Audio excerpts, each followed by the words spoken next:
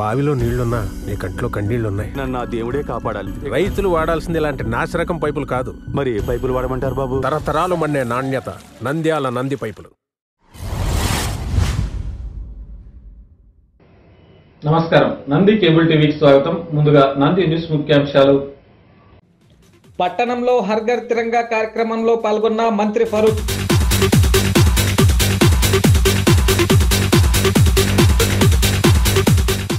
Union bank of India ఆధ్వర్యంలో దేశ విభజన గాథలు.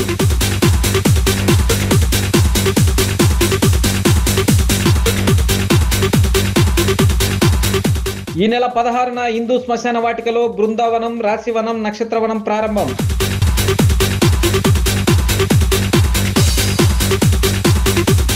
పొగాకు తీసుకోవడం వల్ల యువత అనారోగ్యం పాలవుతుందంటున్న రామకృష్ణారెడ్డి.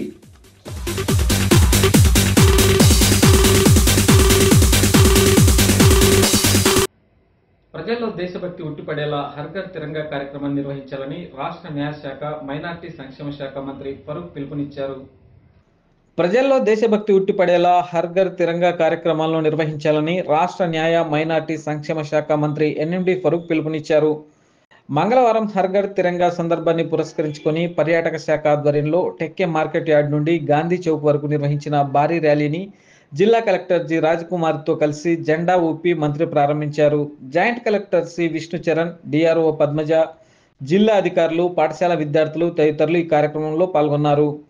ఈ సందర్భంగా రాష్ట్ర న్యాయ, మైనార్టీ సంక్షేమ శాఖ మంత్రి ఎన్ఎండి ఫరూక్ మాట్లాడుతూ దేశమంతా ప్రజలు హర్ ఘర్ తిరంగా కార్యక్రమాలు ఉత్సాహంగా జరుపుకుంటున్నారని, ప్రతి ఒక్కరూ దేశం కోసం ప్రాణత్యాగాలు చేసిన మహనీయుల జీవిత గాథలను గుర్తు చేసుకుని దేశ అభివృద్ధికి పునరంకితం అవ్వాలని పిలుపునిచ్చారు. 78వ స్వాతంత్ర దినోత్సవ వేడుకల్లో భాగంగా ప్రతి ఇంటిపై జాతీయ జెండా ఎగరవేయాలన్నారు.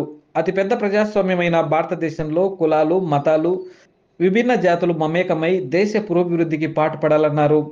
దేశ సంస్కృతి, సాంప్రదాయాలను కాపాడాలన్న సత్సంకల్పంతో రాష్ట్ర ప్రధానమంత్రి హర్ ఘర్ తిరంగా కార్యక్రమాన్ని పెద్ద ఎత్తున చేపట్టి ప్రతి ఒక్కరూ పాల్గొనేలా పిలుపునిస్తున్నారన్నారు. రాష్ట్ర వ్యాప్తంగా ఈ కార్యక్రమంలో అందరూ పాల్గొని సీఎం ఆకాంక్షిస్తున్నట్లు మంత్రి పేర్కొన్నారు.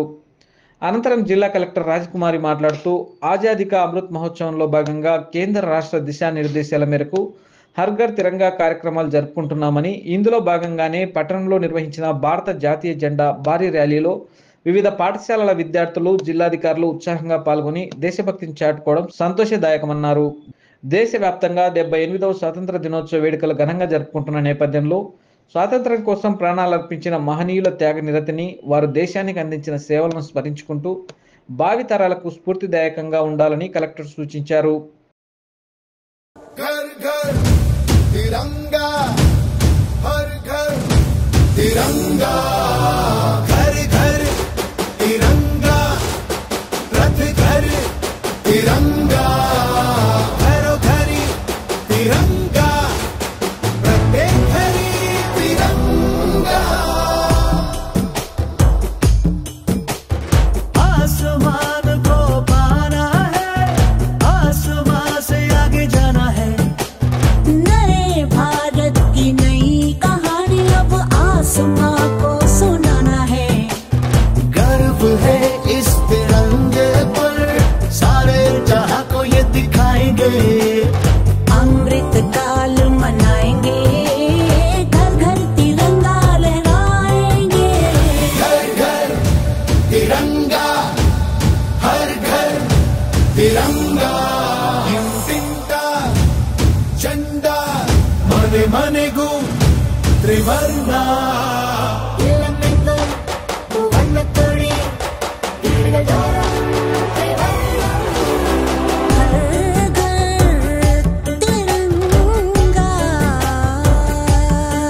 इंडिया इंडिया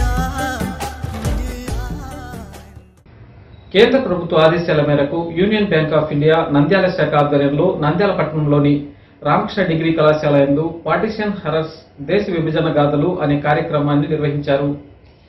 మొట్టమొదటగా union bank of India LDM అయినటువంటి రవీంద్ర కుమార్ మాట్లాడుతూ ఆగస్టు 14, 1947 దేశ విభజన జరిగినటువంటి సంఘటనలను సమావేశంలో ప్రస్తావించారు.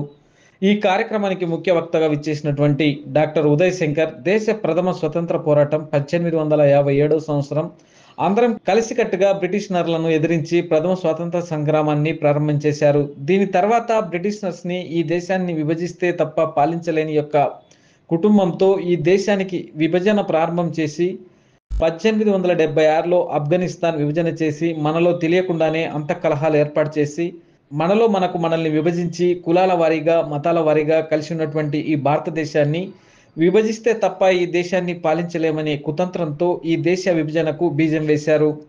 కావున 1947లో ఈ దేశం ఆగస్టు 14వ తారీఖు పాకిస్తాన్గా విభజించింది.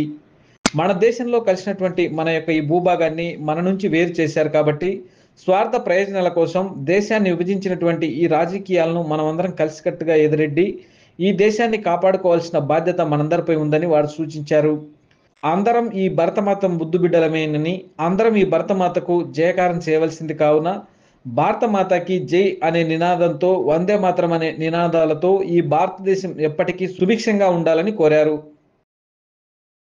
నీకు ఏదైతే స్వతంత్రం వచ్చి ఈరోజు హ్యాపీగా జీవిస్తున్నావో నీ కాళ్ళ మీద నిలబడి నీ ఇష్టమైనటువంటి ప్రొఫెషన్లో నీ జీవితాన్ని మలుచుకుంటున్నావో అలాంటి జీవితం వెనక నీ స్వేచ్ఛ వెనుక 6 లక్షల మంది మన దేశభక్తుల ఊపిరి ఆగిపోయిన సంగతి ఎప్పుడన్నా యాద్ చేసుకుంటామా, గుర్తు చేసుకుంటామా? 6 లక్షల మంది, ఒకరు కాదు ఇద్దరు కాదు 6 లక్షల మంది. మనం చదువుకున్న చరిత్ర ఏంటి? అహింస ద్వారా స్వాతంత్రం సాధించుకున్నారు. శుద్ధ తప్పండి, శుద్ధ తప్పు.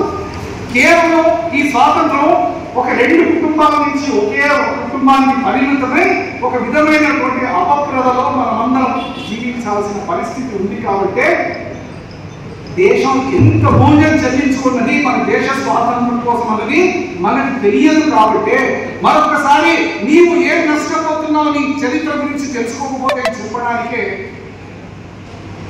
మోడీ 2021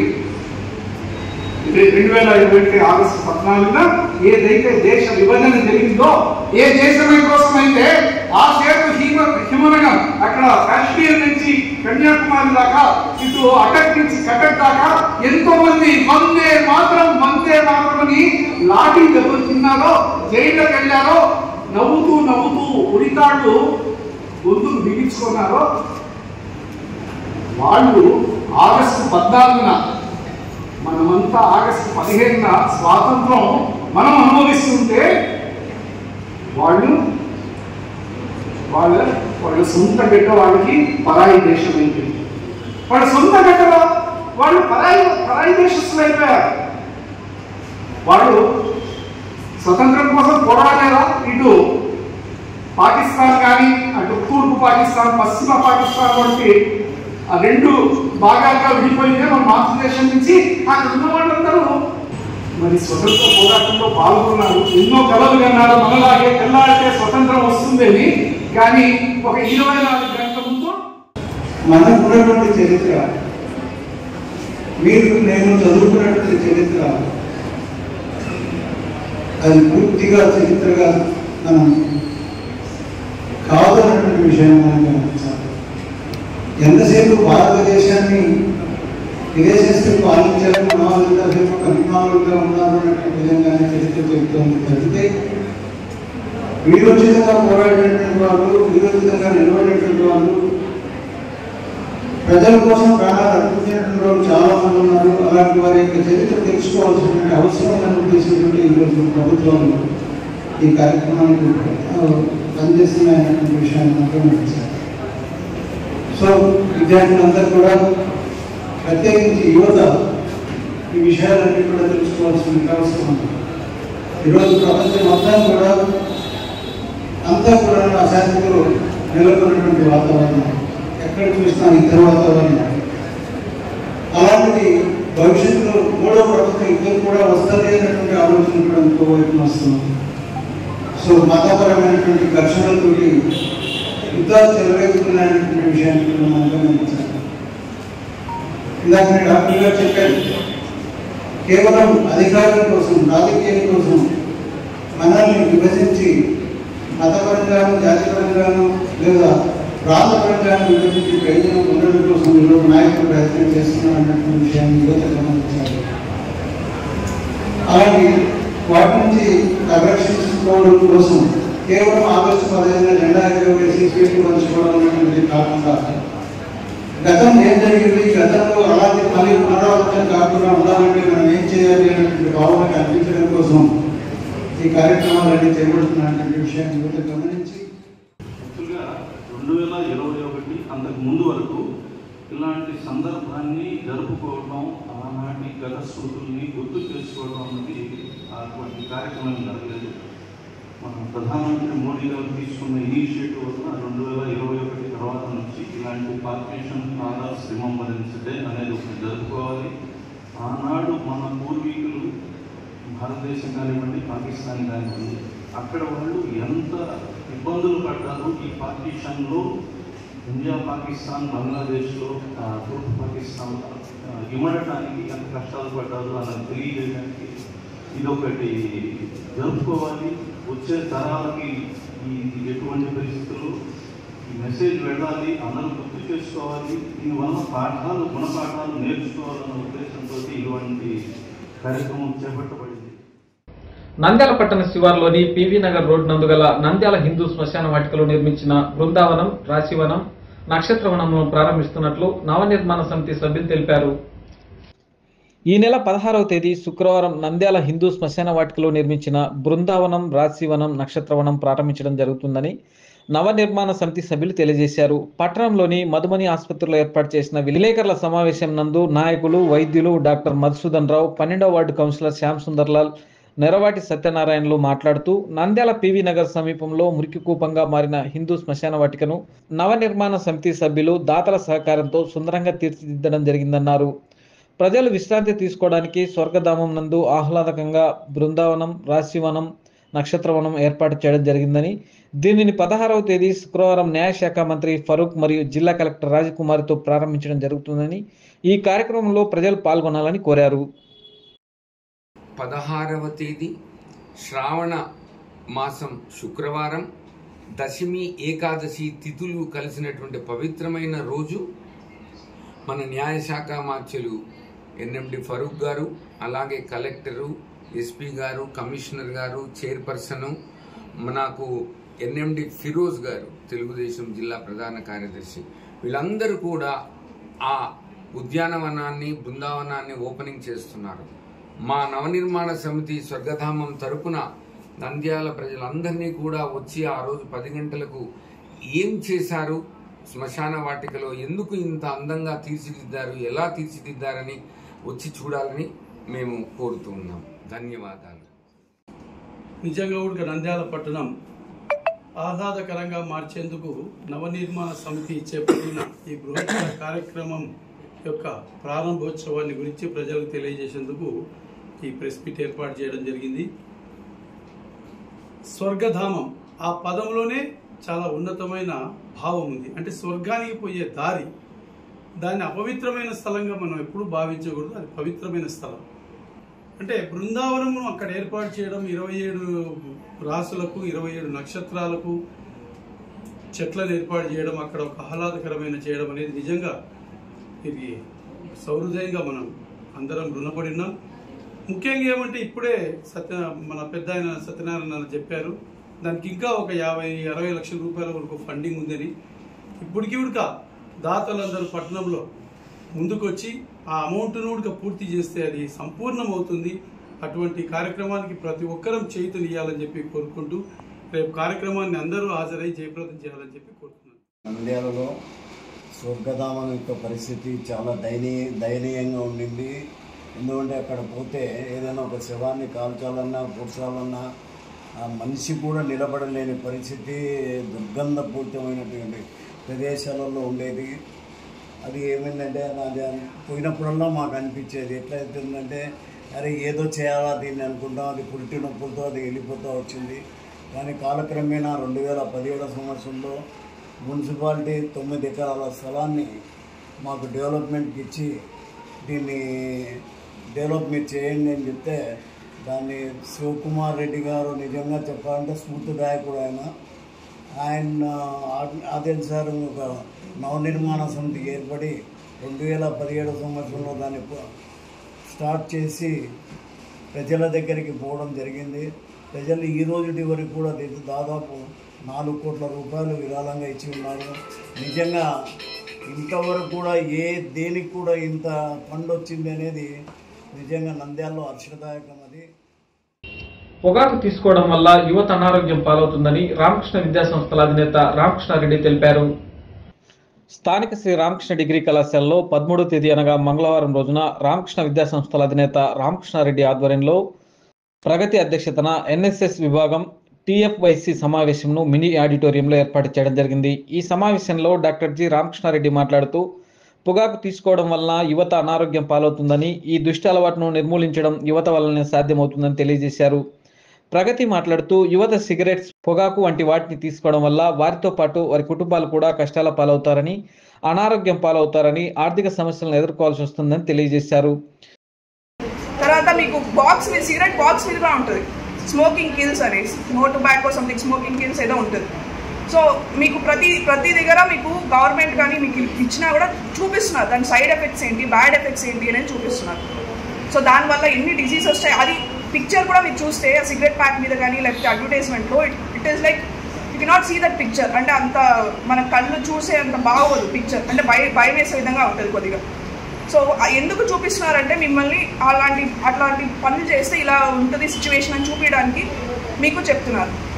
ఇప్పుడు ఒక కేసు కూడా అయింది, ఒక హీరోది something what girlfriend case ఒకటి కూడా, దాంట్లో డ్రగ్స్ అని చూస్తున్నారు మీరు.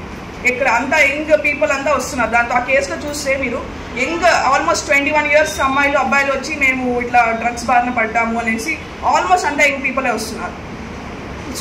సో గవర్నమెంట్ ఆఫ్ ఇప్పుడు sir Narendra Modi central government మనకు ఒక ప్రోగ్రామ్ స్టార్ట్ చేసి, నిన్న కూడా ఒక ప్రోగ్రామ్ చేసాం మనం, నషాముక్త్ భారత్ అభియాన్ అనేసి.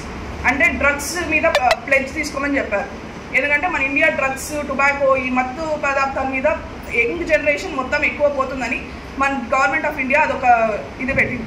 దాంట్లో మోటో ఏంటి, లోగో ఏంటి అంటే భారత్ హో నషేసే స్వాతంత్ర, అంటే మన భారతదేశం ఈ నష అనే పదార్థాల నుంచి మనం ఫ్రీ అవ్వాలి. అంటే next generation should be tobacco free, drug free generation ఉండాలనేది మన గవర్నమెంట్ అనుకున్న నినాదం. అనంతరం ప్రిన్సిపల్ మాట్లాడుతూ యువత చెడు వ్యసనాలకు బానిస కాకుండా దేశ పురోభివృద్ధికి పాటుపడాలని పేర్కొన్నారు. ప్రధానమంత్రి గారు నరేంద్ర మోడీ గారు యువతపైనే దేశం యొక్క పురోగతి అనేటువంటిది ఆధారపడి ఉందని, అలాంటి పురోగతిని సాధించవలసినటువంటి ఆవశ్యకత ఈ దేశానికి ఎంతో ఉందని, ప్రపంచంలోని అభివృద్ధి చెందినటువంటి దేశాల్లో భారతదేశం కూడా ఒక అభివృద్ధి చెందినటువంటి దేశంగా తీర్చిదిద్దాలి అన్నటువంటి ఆయన యొక్క సంకల్పాన్ని నెరవేర్చేటువంటి నిజమైనటువంటి సాధకులు యువత మాత్రమేనని ఆయన తెలియచేయటం జరిగింది.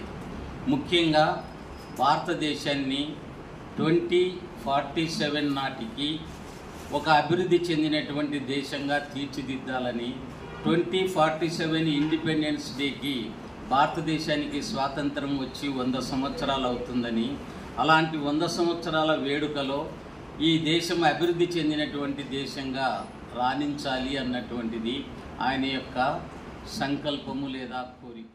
ముఖ్య అతిథిగా వచ్చిన ఇండస్ హాస్పిటల్కి చెందిన డాక్టర్ క్రాంతి పొగాకు తీసుకోవడం వల్ల సంభవించి అనేక రకాలైన హార్ట్ ప్రాబ్లమ్స్, క్యాన్సర్స్ చిన్న వయసులోనే వచ్చి ప్రాణాంతకంగా మారే అవకాశం ఉందని, కావున యువత వాటికి దూరంగా ఉండాలని తెలియజేశారు. ఈ సమావేశంలో ఎన్ఎస్ఎస్ ఓబీవి రమణమ్మ, ఎన్ఎస్ఎస్ విద్యార్థులు తదితరులు పాల్గొన్నారు. India is the youngest country. అంటే నెంబర్ ఆఫ్ యూత్ ఎక్కువ ఉన్న దేశం ఇప్పుడు ప్రజెంట్ ఏదైనా ఉంది అంటే that is India. So it all depends upon the youth. అంటే వీళ్ళు ఏ స్టెప్ తీసుకుంటున్నారు, వీళ్ళు ఎట్ సైడ్ మూవ్ అవుతున్నారు అనే దాన్ని బట్టి కంట్రీ యొక్క ప్రోగ్రెస్ డిపెండ్ అవుతుంది. ఫర్ ఎగ్జాంపుల్ మీకు ఒక చిన్న ఎగ్జాంపుల్ చెప్తాను. ఇప్పుడు అమెరికా ఉంది. సో అమెరికన్ కంట్రీలో ఏంటంటే వాళ్ళకున్న కల్చరల్ ఆస్పెక్ట్స్లో కానీ వాళ్ళకున్న అంటే మనీ ఏదైతే ఉందో, మనీ సెంట్రిక్ సొసైటీ అనేది ఇండియా కంటే ముందే అమెరికా ఫామ్ అయిపోయింది, మనీ సెంట్రిక్ సొసైటీ. సో దానివల్ల అక్కడ ప్రయారిటీ సర్వీస్ కానీ లేకపోతే ఇంకొకటి కానీ అనేది లేదు. ఏ కంపెనీస్ అయినా కూడా మనీ కోసం మనీ ఓరియంటెడ్గా సిస్టమ్ స్టార్ట్ అయ్యింది. సో అక్కడున్న యూత్ తీసుకున్నవి ఏంటంటే పాప్ స్టార్ అవుతాను, పాన్ స్టార్ అవుతాను, ఇంకో స్టార్ అవుతాను. సో అంటే ఇవన్నీ అబ్నార్మల్ వేస్ ఆఫ్ డూయింగ్. అంటే నోబడీ ఈజ్ అంటే really interested in investing their time in education. నేను ఒక డాక్టర్ అవుతాను, లేకపోతే ఒక ఇంజనీర్ అవుతాను, ఒక సైంటిస్ట్ అవుతాను అనే తీసేసి ఒక యూత్లో ఒక సెక్షన్ మొత్తము కంప్లీట్గా they have been dismantled.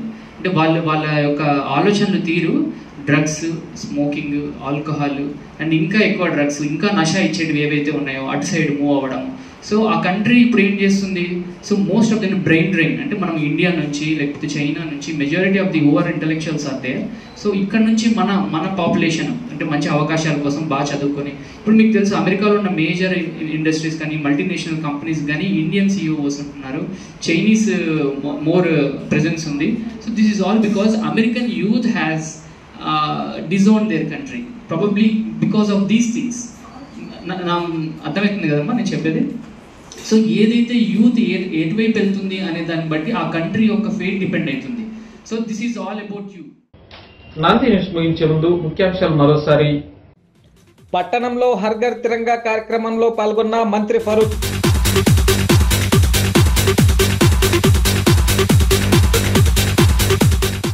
Union bank of India ఆధ్వర్యంలో దేశ విభజన గాథలు.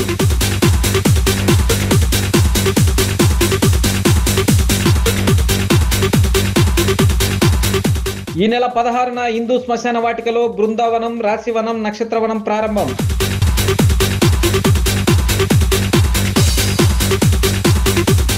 పొగాకు తీసుకోవడం వల్ల యువత అనారోగ్యం పాలవుతుందంటున్న రామకృష్ణారెడ్డి.